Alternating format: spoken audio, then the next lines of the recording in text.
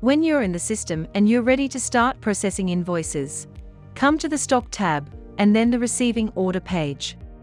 The Receiving Orders page acts as your in-tray or to-do list. All of the invoices that come from your suppliers will be shown here.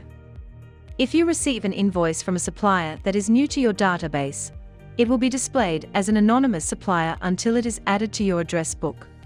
You will also need to add all of the stock items that they've invoiced you for.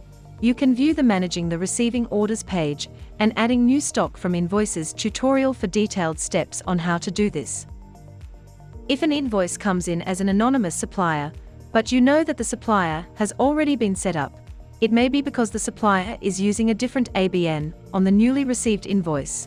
For example, suppliers with different distribution centers may invoice from different ABNs. You can simply link the invoice to an existing supplier.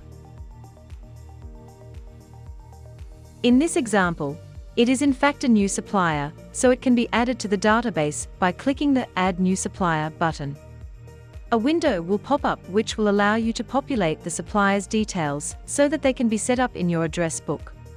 Just make sure you check the details that have been extracted by Invoice Ripper. Here the supplier is Clams Seafood. The name and ABN have come in correctly.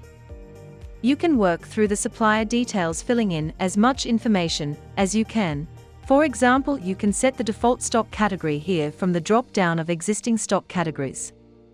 You can also enter important information like the customer account number, customer code, and ordering email address.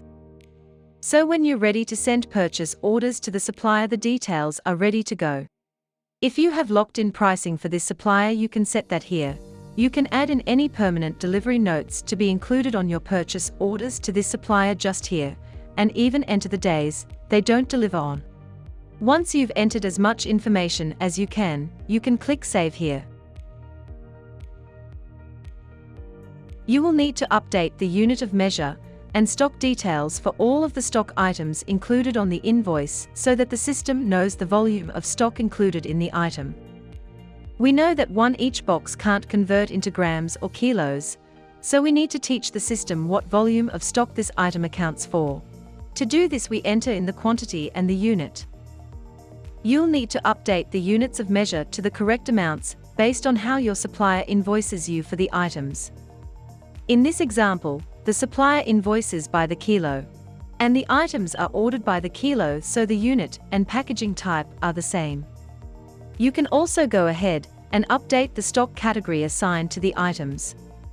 You can now save your updated units of measure and stock details and add the individual stock items to your inventory list and go ahead and process the invoice.